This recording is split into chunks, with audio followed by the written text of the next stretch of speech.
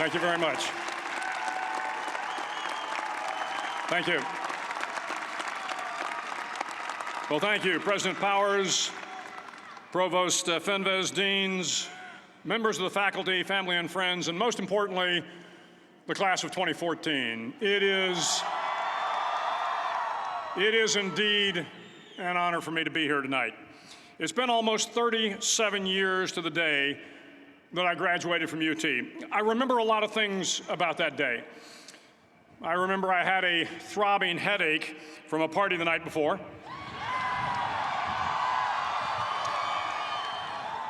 I remember I had a serious girlfriend who I later married. That's important to remember, by the way.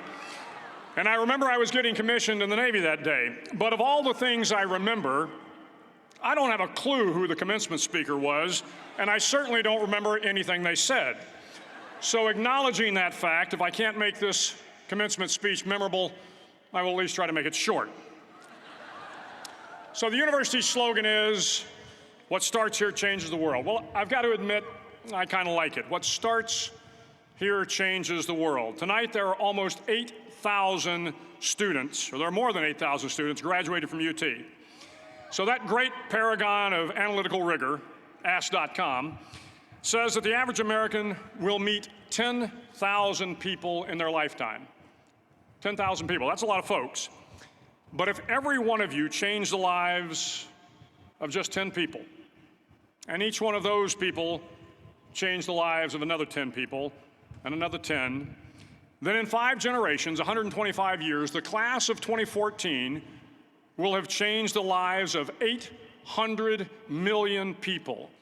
800 million people. Think about it.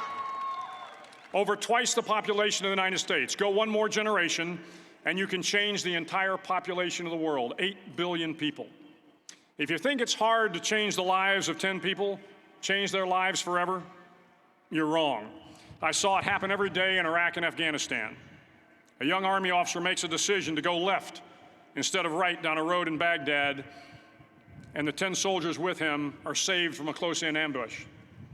In Kandahar province, Afghanistan, a non-commissioned officer from the female engagement team senses that something isn't right and directs the infantry platoon away from a 500-pound IED, saving the lives of a dozen soldiers. But if you think about it, not only were those soldiers saved by the decisions of one person, but their children were saved, and their children's children. Generations were saved by one decision, one person. But changing the world can happen anywhere, and anyone can do it. So what starts here can indeed change the world. But the question is, what will the world look like after you change it? Well, I'm confident that it will look much, much better. But if you'll humor this old sailor for just a moment, I have a few suggestions that may help you on your way to a better world. And while these lessons were learned during my time in the military, I can assure you that it matters not whether you ever served a day in uniform. It matters not your gender, your ethnic or religious background, your orientation, or your social status. Our struggles in this world are similar, and the lessons to overcome those struggles and to move forward, changing ourselves and changing the world around us, will apply equally to all. I've been a Navy SEAL for 36 years, but it all began when I left UT for basic SEAL training in Coronado, California. Basic SEAL training is 6 months of long, torturous runs in the soft sand, midnight swims in the cold water off San Diego, obstacle courses, unending calisthenics, days without sleep, and always being cold, wet, and miserable. It is 6 months of being constantly harassed by professionally trained warriors who seek to find the weak of mind and body and eliminate them from ever becoming a Navy SEAL. But the training also seeks to find those students who can lead in an environment of constant stress, chaos, failure, and hardships. To me, basic SEAL training was a lifetime of challenges crammed into 6 months. So here are the 10 lessons I learned from basic SEAL training that hopefully will be of value to you as you move forward in life. Every morning in SEAL training, my instructors, who at the time were all Vietnam veterans, would show up in my barracks room, and the first thing they'd do was inspect my bed. If you did it right, the corners would be square, the covers would be pulled tight, the pillow centered just under the headboard, and the extra blanket folded neatly at the foot of the rack. It was a simple task, mundane at best, but every morning we were required to make our bed to perfection. It seemed a little ridiculous at the time, particularly in light of the fact that we were aspiring to be real warriors, tough, battle-hardened SEALs. But the wisdom of this simple act has been proven to me many times over. If you make your bed every morning, you will have accomplished the first task of the day. It will give you a small sense of pride, and it will encourage you to do another task, and another, and another. And by the end of the day, that one task completed will have turned into many tasks completed. Making your bed will also reinforce the fact that the little things in life matter. If you can't do the little things right, you'll never be able to do the big things right. And if by chance you have a miserable day, you will come home to a bed that is made, that you made. And a made bed gives you encouragement that tomorrow will be better. So if you want to change the world, start off by making your bed.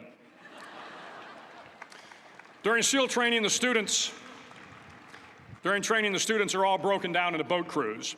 Each crew is 7 students, 3 on each side of a small rubber boat, and 1 coxswain to help guide the dinghy. Every day, your boat crew forms up on the beach and is instructed to get through the surf zone and paddle several miles down the coast.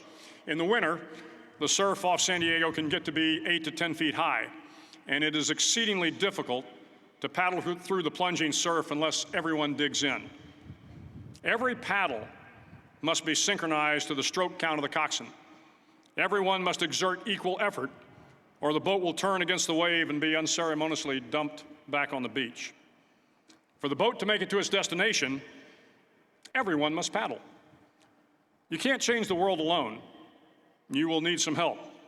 And to truly get from your starting point to your destination takes friends, colleagues, the goodwill of strangers, and a strong coxswain to guide you.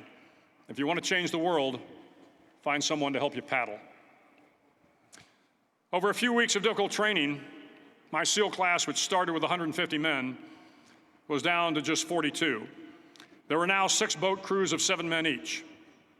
I was in the boat with the tall guys, but the best boat crew we had was made up of the little guys, the Munchkin Crew, we called them. No one was over 5'5".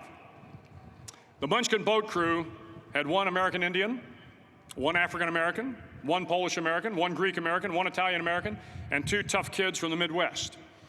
They out-paddled, outran, and outswam all the other boat crews. The big men in the other boat crews would always make good-natured fun of the tiny little flippers the Munchkins put on their tiny little feet prior to every swim. But somehow these little guys from every corner of the nation and the world always had the last laugh, swimming faster than everyone and reaching the shore long before the rest of us. SEAL training was a great equalizer. Nothing mattered but your will to succeed, not your color, not your ethnic background, not your education, not your social status. If you want to change the world, measure a person by the size of their heart, not by the size of their flippers. Several times a week, the instructors would line up the class and do a uniform inspection. It was exceptionally thorough. Your hat had to be perfectly starched, your uniform immaculately pressed, your belt buckle shiny and void of any smudges. But it seemed that no matter how much effort you put into starching your hat or pressing your uniform or polishing your belt buckle, it just wasn't good enough. The instructors would find something wrong. For failing the uniform inspection, the student had to run, fully clothed, into the surf zone, then wet from head to toe, roll around on the beach until every part of your body was covered with sand. The effect was known as a sugar cookie. You stayed in the uniform the rest of the day, cold, wet, and sandy. There were many a student who just couldn't accept the fact that all their efforts were in vain, that no matter how hard they tried to get the uniform right, it went unappreciated. Those students didn't make it through training. Those students didn't understand the purpose of the drill. You were never going to succeed. You were never going to have a perfect uniform. The instructors weren't going to allow it. Sometimes, no matter how well you prepare or how well you perform, you still end up as a sugar cookie. It's just the way life is sometimes. If you want to change the world, get over being a sugar cookie and keep moving forward. Every day during training, you were challenged with multiple physical events: long runs, long swims, obstacle courses, hours of calisthenics, something designed to test your mettle. Every event had standards, times you had to meet. If you failed to meet those times, those standards, your name was posted on a list, and at the end of the day, those on the list were invited to a circus. A circus was 2 hours of additional calisthenics, designed to wear you down, to break your spirit, to force you to quit. No one wanted a circus. A circus meant that for that day, you didn't measure up. A circus meant more fatigue, and more fatigue meant that the following day would be more difficult, and more circuses were likely. But at some time during SEAL training, everyone made the circus list. But an interesting thing happened to those who were constantly on the list. Over time, those students who did 2 hours of extra calisthenics got stronger and stronger. The pain of the circuses built inner strength and physical resiliency. Life is filled with circuses. You will fail. You will likely fail often. It will be painful. It will be discouraging. At times, it will test you to your very core. But if you want to change the world, don't be afraid of the circuses. At least twice a week, the trainees were required to run the obstacle course. The obstacle course contained 25 obstacles, including a 10-foot wall, a 30-foot cargo net, a barbed wire crawl, to name a few. But the most challenging obstacle was the slide for life. It had a 3-level, 30-foot tower at one end and a 1-level tower at the other. In between was a 200-foot-long rope. You had to climb the 3-tiered tower, and once at the top, you grabbed the rope, swung underneath the rope, and pulled yourself hand over hand until you got to the other end. The record for the obstacle course had stood for years when my class began in 1977. The record seemed unbeatable until one day a student decided to go down the slide for life head first. Instead of swinging his body underneath the rope and inching his way down, he bravely mounted the top of the rope and thrust himself forward. It was a dangerous move, seemingly foolish and fraught with risk. Failure could mean injury and being dropped from the course. Without hesitation, the student slid down the rope perilously fast. Instead of several minutes, it only took him half that time. And by the end of the course, he had broken the record. If you want to change the world, sometimes you have to slide down the obstacles head first. During the land warfare phase of training, the students are flown out to San Clemente Island, which lies off the coast of San Diego. The waters off San Clemente are a breeding ground for the great white sharks. To pass SEAL training, there are a series of long swims that must be completed. One is the night swim. Before the swim, the instructors joyfully brief the students on all the species of sharks that inhabit the waters off San Clemente. They assure you, however, that no student has ever been eaten by a shark, at least not that they can remember. But you are also taught that if a shark begins to circle your position, stand your ground. Do not swim away. Do not act afraid. And if the shark, hungry for a midnight snack, darts towards you, then summons up all your strength and punch him in the snout, and he will turn and swim away. There are a lot of sharks in the world. If you hope to complete the swim, you will have to deal with them. So if you want to change the world, don't back down from the sharks. As Navy SEALs, one of our jobs is to conduct underwater attacks against enemy shipping. We practice this technique extensively during training. The ship attack mission is where a pair of SEAL divers is dropped off outside an enemy harbor and then swims well over 2 miles underwater, using nothing but a depth gauge and a compass to get to the target. During the entire swim, even well below the surface, there is some light that comes through. It is comforting to know that there is open water above you. But as you approach the ship, which is tied to a pier, the light begins to fade. The steel structure of the ship blocks the moonlight. It blocks the surrounding street lamps. It blocks all ambient light. To be successful in your mission, you have to swim under the ship and find the keel, the center line, and the deepest part of the ship. This is your objective. But the keel is also the darkest part of the ship, where you cannot see your hand in front of your face, where the noise from the ship's machinery is deafening, and where it gets to be easily disoriented, and you can fail. Every SEAL knows that under the keel, at that darkest moment of the mission, is a time when you need to be calm, when you must be calm, when you must be composed, when all your tactical skills, your physical power, and your inner strength must be brought to bear. If you want to change the world, you must be your very best in the darkest moments. The 9th week of training is referred to as Hell Week. It is 6 days of no sleep, constant physical and mental harassment, and one special day at the Mud Flats. The Mud Flats are an area between San Diego and Tijuana where the water runs off and creates the Tijuana Sloughs, a swampy patch of terrain where the mud will engulf you. It is on Wednesday of Hell Week that you paddle down to the Mud Flats and spend the next 15 hours trying to survive this freezing cold, the howling wind, and the incessant pressure to quit from the instructors.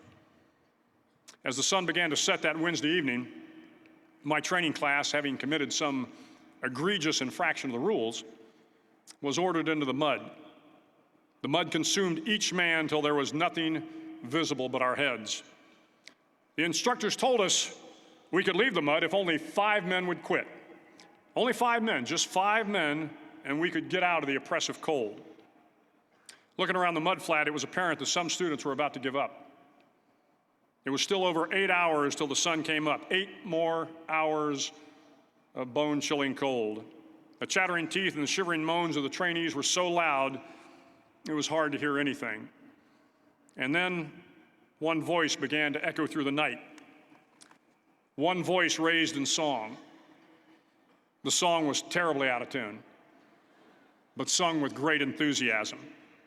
One voice became 2, and 2 became 3, and before long, everyone in the class was singing. The instructors threatened us with more time in the mud if we kept up the singing, but the singing persisted. And somehow the mud seemed a little warmer, and the wind a little tamer, and the dawn not so far away. If I have learned anything in my time traveling the world, it is the power of hope, the power of one person, a Washington, a Lincoln, King, Mandela, and even a young girl from Pakistan, Malala. One person can change the world by giving people hope. So if you want to change the world, start singing when you're up to your neck in mud. Finally, in SEAL training, there's a bell. A brass bell that hangs in the center of the compound for all the students to see. All you have to do to quit is ring the bell. Ring the bell, and you no longer have to wake up at 5 o'clock. Ring the bell, and you no longer have to be in the freezing cold swims. Ring the bell, and you no longer have to do the runs, the obstacle course, the PT, and you no longer have to endure the hardships of training. All you have to do is ring the bell to get out. If you want to change the world, don't ever, ever ring the bell. To the class of 2014, you are moments away from graduating, moments away from beginning your journey through life, moments away from starting to change the world for the better. It will not be easy, but you are the class of 2014, the class that can affect the lives of 800 million people in the next century. Start each day with a task completed. Find someone to help you through life. Respect everyone. Know that life is not fair and that you will fail often. But if you take some risks, step up when the times are the toughest, face down the bullies, lift up the downtrodden, and never, ever give up. If you do these things, the next generation and the generations that follow will live in a world far better than the one we have today. And what started here will indeed have changed the world for the better. Thank you very much. Hook 'em horns.